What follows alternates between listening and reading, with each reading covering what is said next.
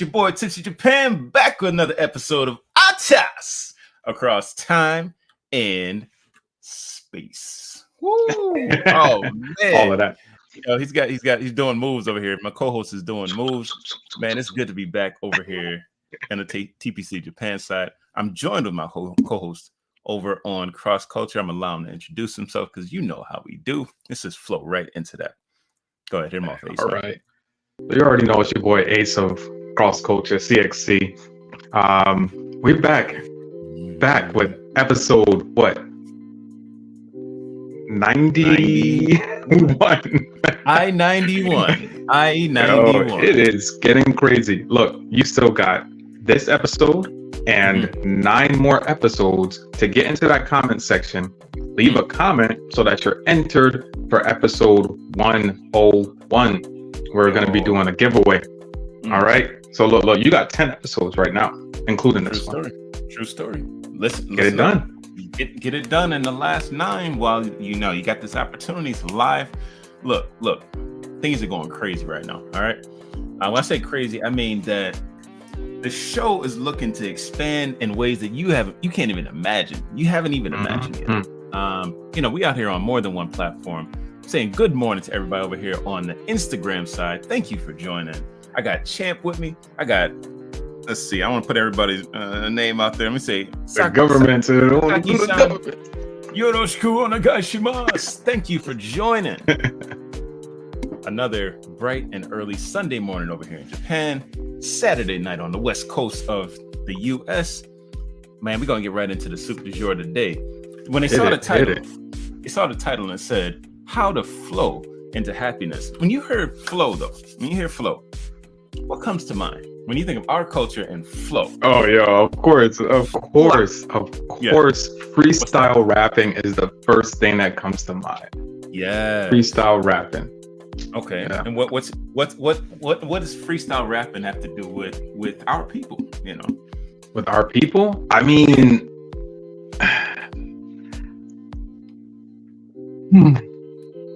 So freestyle rapping, I mean, if you want to get down to it, to the culture aspect of it, it was an avenue of sharing your pain, sharing your story, where you've been from, where you plan on going. It's more so, I guess you could say it's a pastime, something that you do, all of us are together. Hey, throw the beat on, table beat, beatbox, whatever. And then boom, somebody gets on there and, tries to go until they can't, or you hear them repeating rhyming words and like, nah, you gotta go. Yeah. Get out. Yeah. But you got some people that, they hit it, like, boom, and then they just take themselves out. It's like, yeah, I'm gonna pass it to this person, and then you just try to build on that, keep it going. But yeah, right. So it's like a freestyle session. Some people call it a cipher. Why it's important to us and to our cultures when we are coming up. All right, you got these young black folks, black men in the city, and when I say the city, I'm talking about the city. Not the city like New York City, but any urban environment in the U.S. Yeah. You got the situation where you have a beat, you got a tempo, boom, boom, boom, boom, and like dudes is out there like imitating and emulating, what they're seeing on TV, but then also trying to express themselves through verse, rhythm, rhyme, and that actually connects back to what's going on in this chapter with flow, because flow, what we did was flowing, but the state of flow, the state of being where you just know what to say, when to say it, how to say it. It takes a certain amount of skill. It takes a certain amount of, it's a challenge, but it's not beyond your ability to do it. Like I can see the overlap with this author's version of flow and what we were doing with flow. And we were doing it before we knew what, the state of flow was. Yeah. Right. The original, originators of just about everything, but yeah, so we're looking at chapter 4 of The Japanese Secret to Long and Happy Life. It's called IKIGAI. Okay, Ikigai. Yeah. And like I said, this whole chapter was looking at the concept of flow, but it's not from our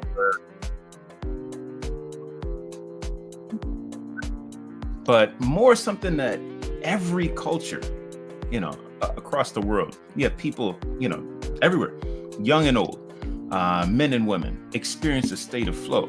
And, it's interesting also, is that he said that it's when you have this like focus on a single task or something that you're really focused on.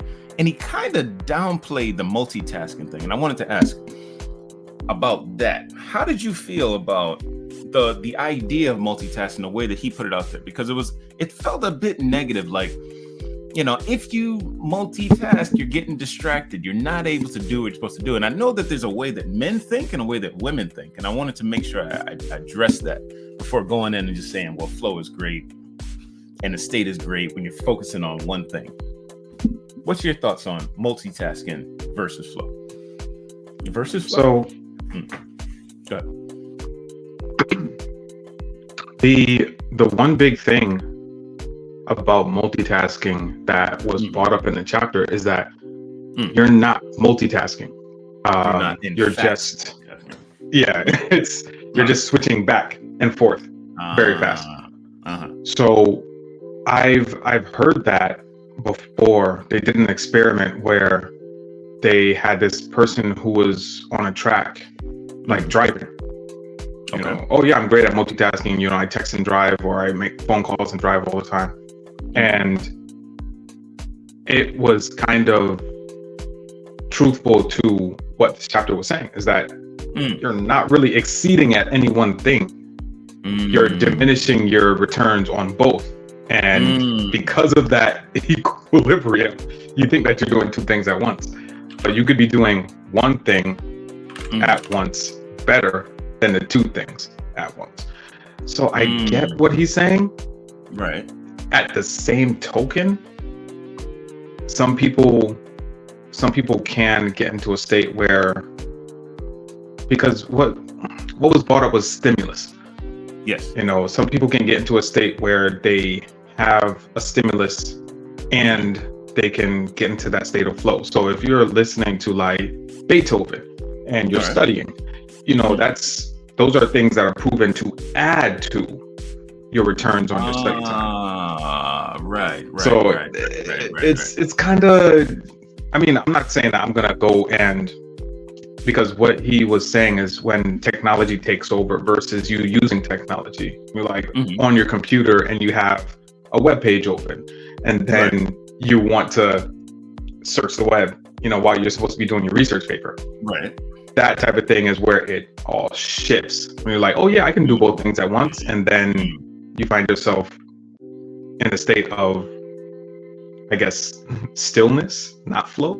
What's the opposite of flow? The opposite of flow. I've been in there before, man. You get in there and it's like, it could even be a state of procrastination, because there's a thing you're supposed to do. And he mentioned this in relation to writing a novel. Person gets in there and thinks they got to write a whole novel. I got to write a novel. Thinking about the final objective, but then, like what are the steps you're supposed to do to actually get there, right? And focusing on one step at a time, taking one step at a time to get to point B, right? So, it's very easy. I think it's very easy to get distracted, but there are people that are, claim to be good at multitasking, and I think that there's got to be a little more research into that, like a little more research. Got to open that up and just hear from somebody on the other side as in regards to that as well, right? That's a good point. So thank you for bringing that up. Thank you for bringing. No. Is it something that you've seen yourself doing? Because we're gonna get into flow, and I definitely want to get into that. But as far as multitasking, have you seen yourself exceeding, or have you seen yourself and multitasking? Yeah. Oh nah. No. What happened with this whole idea of multitasking? A few years back, I got this, not right, like a revelation, or call it a revelation.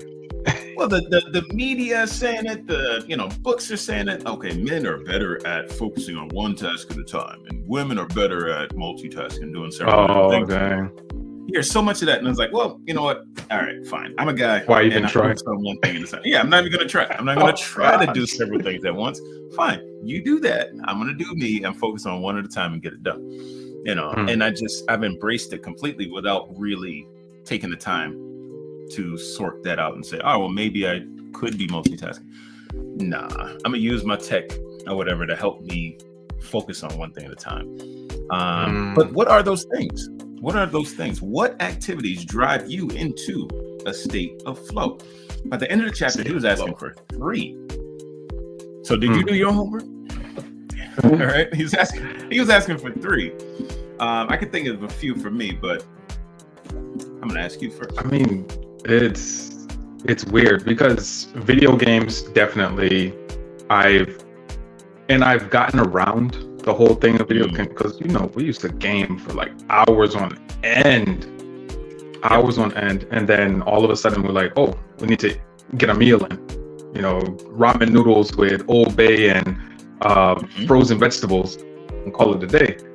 Yeah, and then we just go back to that state of flow, which was the video game. So it's positive and negative because it helps me to de-stress at the end of the day, or to just really grapple with my feelings. Like, this is how I'm feeling today. I need to work through it. I need to go through it. And it helps me to wrestle with that. Playing the game because because that state of flow, flow has different levels. And that's what I was learning in this chapter is that if something is a mundane task, then it allows for higher thinking while you're doing that mundane task. So I may be playing a video game that I've played tens of thousands of times before. If I go back to like Sonic 3, I already know where everything is, but because I'm doing that kind of mundane task, then I'm thinking higher level, like, oh dang, okay, this is what I did today. I could have did that differently. I could have went this way, I could have went that route, or hey, I did this properly today. And so that's one thing that elicits flow in me. Now, for that type of game, do you find, because it was a secondary question there, like, do you find it something you do by yourself or with other people? For a massively, MMORPG? Yes, massive multiplayer online role-playing game, right? Yeah. MMORPGs, it works. I don't know. For those types of games, do you find yourself able to do that reflection and all that stuff, or are you more focused on, hey, left, follow me, Mark? Still to a certain extent, but the processing of feelings becomes more of a, I don't want to say physical, but it's more of a innate. So I'm focusing on the conversation, the call outs or what have you, especially when I'm playing like Halo, you have to talk. Yeah, you gotta talk. Yeah.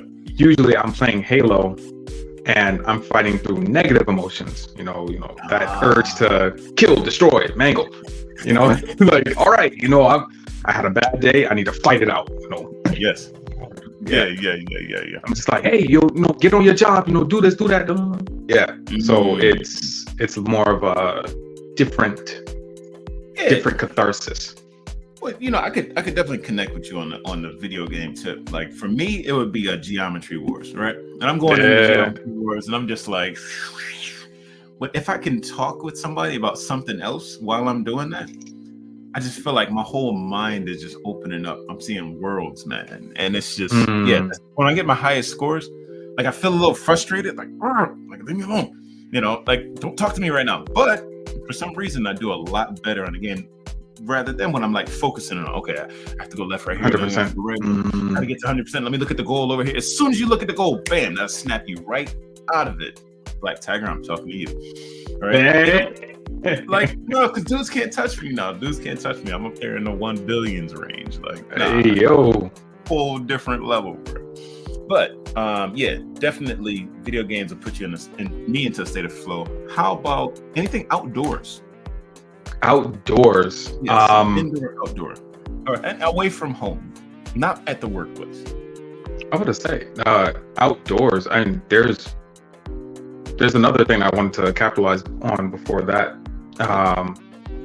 It's just the act of challenging my mind. So I like puzzles. Like I can sit and do a puzzle, like something that causes me to think more.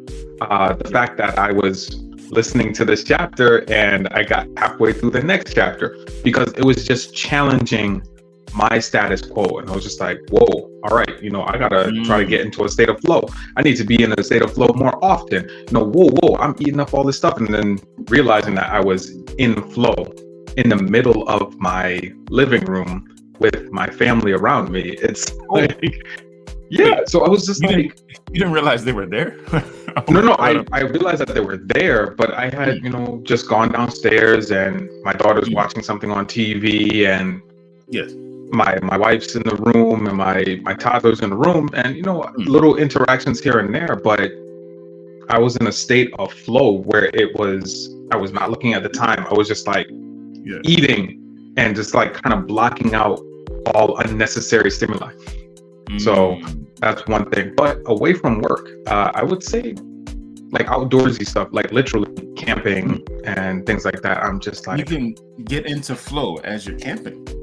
Because it causes me the opposite of thinking. It's just like release, let it wash over you. Like the Bruce Lee quote says, "Be water." Be water, my friend. Yeah. So you're just like Tai Chi. Yeah. Like, I see. That's the thing. For me, I was thinking about different processes, specifically at work. That I was like, all right, I see why nothing's getting done there. Because I'm not in a state of flow. Like it's like you may know what the goal is, but you don't know how to do it. You know what the task is, but you don't know how to do it. That was how to get there. Yeah. It's like, man, I don't know what this is. All right, I'm gonna do something I already know how to do. So, for example, like I could flow in the case of like looking through a different type of certain type of report. I've seen hundreds, thousands of that type of report. I've written it myself. So if I need to check someone else's report, now I can look at that. Look at the guidelines, boom, boom, boom, boom, do my quotes and say, hey, you did well here, or nah, that's slightly off. And like that type of task, it's so, well, in cognitive behavioral psychology, we call that automatization, right? Oh, okay. You start off with a discrete task, and then you proceduralize that task, start to get the steps down. At first, you got to be trash at it for a minute. But then, once you've taken on all the steps to do with the thing, now it's automatic. Now it's like, you don't have to think while doing it. That describes something like flow to me. And then also, I need to note when you said like reading the book or listening to the audiobook and realize that you're in the next chapter. I believe that there's a mini flow that's happening in language where if you're reading a book, you recognize 95% of the words. It's just like bing, bing, bing, bing. Each word is hitting a certain place in your mind, and you just know like what the person is saying. And time starts to disappear as you just imagine in all these different words that they're painting in front of you, right? Now, if the language is just a little bit above where you're supposed to be, it's like, this seems a little bit too like scientific. I got to look this up. Like it's causing a blip in your mind. Like you don't really understand. I see. So for you in your situation with Spanish, who do you feel you can flow with in Spanish? Or do you feel, first off, that you can flow in Spanish? And it's like when you understand 95% of everything that's being said. It's like, no. It is a constant battle for me in Spanish. To the sense I don't consider myself fluent. But fluent, yeah. Extremely, I don't want to say extremely inexperienced, but those that are at a lower level in Spanish than me will say, oh, wow, you're so fluent. You speak it so well. I'm just like, well, I'm not fluent at all.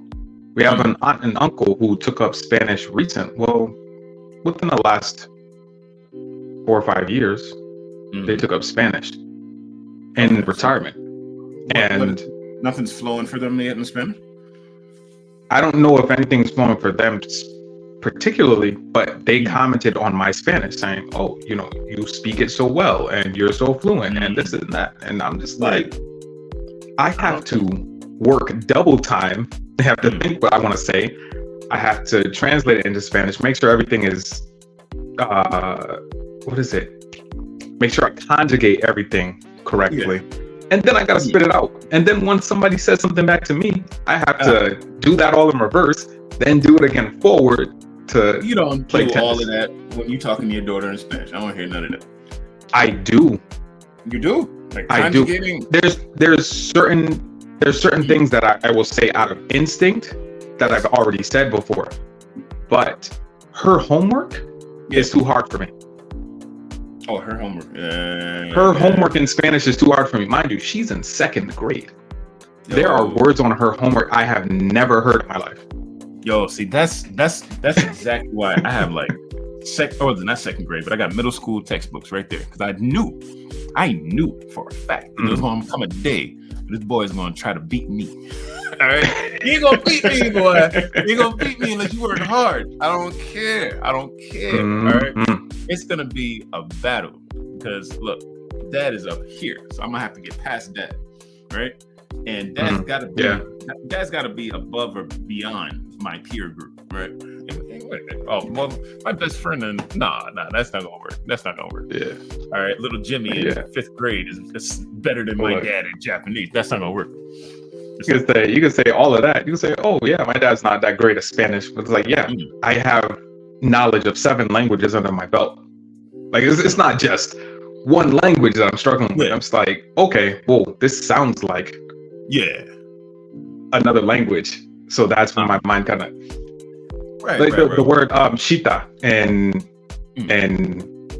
Haitian Creole. Okay. It sounds like Japanese to me. The moment that I heard it, I was like, ooh. Shita is like to sit. Oh, siéntate. No, Haitian Creole. It's French based.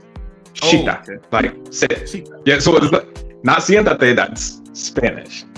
So when I heard it kind of takes from the things that I've learned in that situation. It's like, okay, wait, nope. I have to go by the rules of this language, not the other. Now, what's going on there is that you have, and this is, like I said, language, I can't help myself, right? You see all this going on back here, folks. Oh, yeah.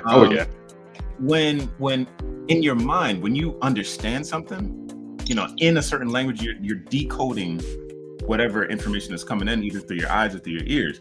That information is going to a place in your language center in your brain called the Wernicke field, right? Wernicke field. Okay. When you have to change, decode, or recode things from code in your mind into language other people understand, that's called the Broca. It's based on Carl Broca's name. So Broca, the Broca field, in your mind.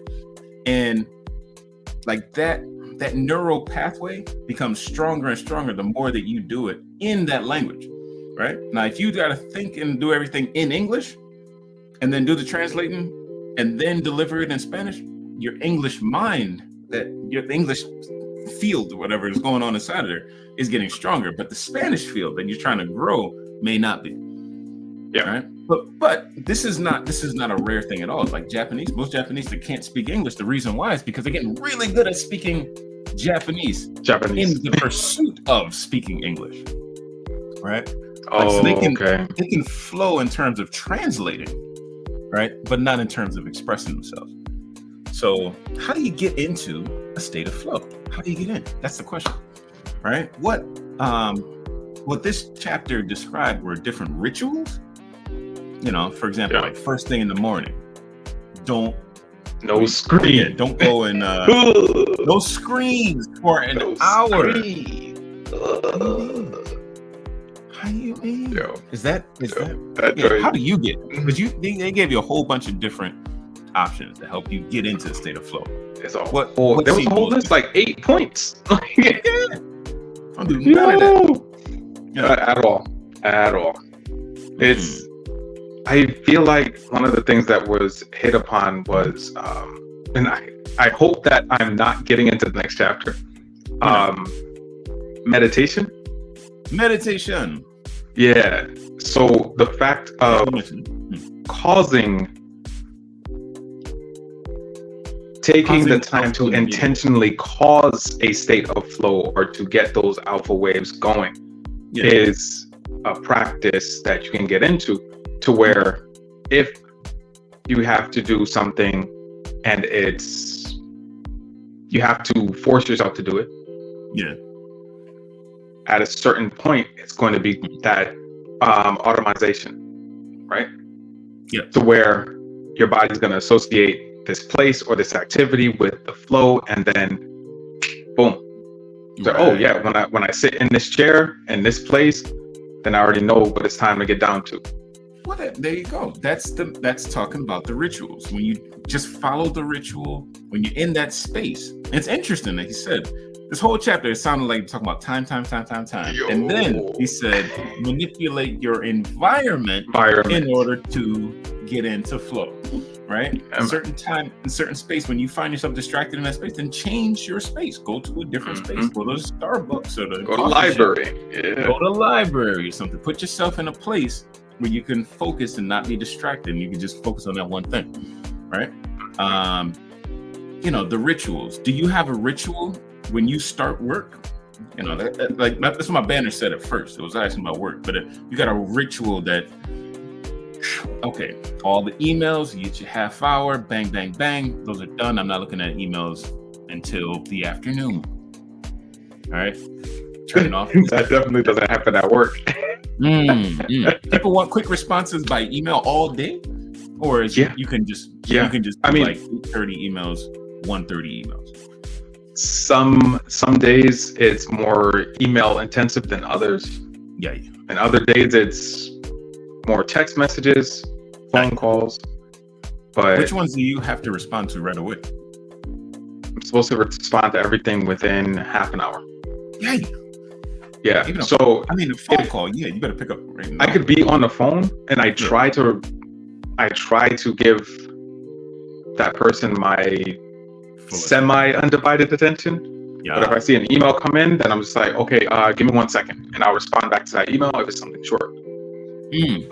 But I have missed emails while being on the phone. It happens, but it's not anything super urgent. But as far as a state, well, not a state of flow, but the routines, when I go into work, I get into work, I turn on my phone, my work phone.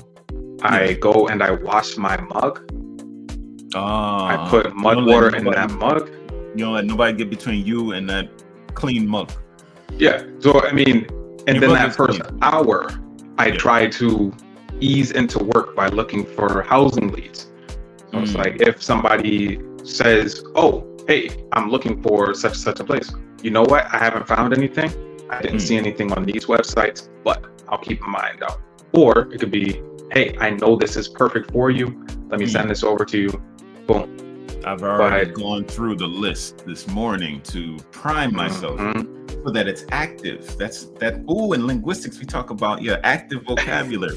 You got like 100,000 words, to be honest, in your mind. 100,000 words. 100,000, 250,000. It's a lot of words or derivatives of words in your mind. But the ones that are active, the ones that you tap, throughout the course of the day are different. So if you start your work practice with something like activating, these different pockets of words, different neighborhoods that there might be some house in there, then during the course of the day, somebody says Clark Street, boom, oh yeah, 55 Clark Street. I already seen that. I got you. Yeah. So having a ritual of priming your mind for the activity is an excellent idea. One more excellent idea is the previous evening. Go ahead and get yourself a pen and pad and write down what you plan to do the next day. You got to get a pen and pad, write it down, what you're going to do the next day so your mind is primed to get into it the next day. That's the best way to find yourself in a state of flow. It's your boy TPC Japan telling you that's what it is. Hey, hit him off, man. talking about flow, you know, for me, it's getting all that stuff off your chest, you know, getting all of that, you know, starting fresh in the morning, you know, by the night before. All you can do is stay prayed up and be blessed. That's how I see it. That's it.